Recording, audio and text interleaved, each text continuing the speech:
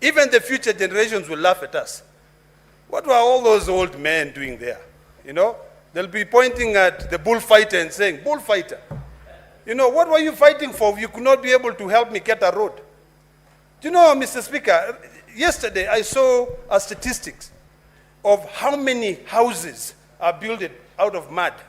Few more resources for them to be able to build the sports complex there. I think we need to ask ourselves whether everything should be concentrated in the national government and what impact that will have in the communities. We talk about all funds, you know, come into the issue of revenue share. They want to reduce that. Division of revenue, you know, I've never seen anywhere where we are talking about amendments when there is a law which is in existence. You know, now our counties are crying. They have no money for anything. Sometimes you find that even doctors are going on strike. And then when you follow the doctor, the governors will tell you, we have no money to pay them. You know? So if we are not diligent and very careful in our work, we will be sitting here and warming our chairs here.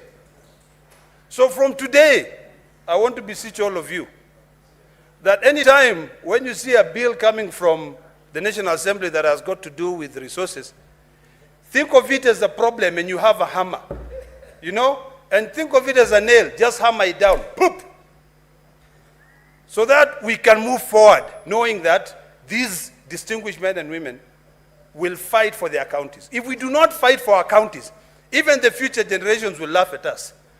What were all those old men doing there? You know, they'll be pointing at the bullfighter and saying, bullfighter, you know, what were you fighting for if you could not be able to help me get a road? Do you know, Mr. Speaker, yesterday I saw statistics of how many houses are built out of mud in this country. It was very sad that my own county of Narok, 60% of homesteads are built out of mud. You know, when are we going to be able to leapfrog and do away with Stone Age issues? You know, our forefathers lived in mud houses. Even us now in the 21st century, we are still wearing good designer suits and everything, and our people are still living in mud houses. Come on. You know, there's a ripple effect. If the road is bad, there's no development in that area. You know, if there are no money to build county headquarters, people will just be living there not thinking about how to develop. So in a few words, Mr. Speaker, it is imperative that all of us here, and especially head of delegations, when you're sitting down, you should have a clear picture of your county. In fact, when you sit there, in all your urban areas, you should have a spatial plan. What does my county look like? How many buildings are there? How many roads are there? You know, if you go to your sub-counties, how many feeder roads are there? That is when you will know that it behooves you to fight hard so that not a single penny is deducted from those funds. You cannot remove those funds.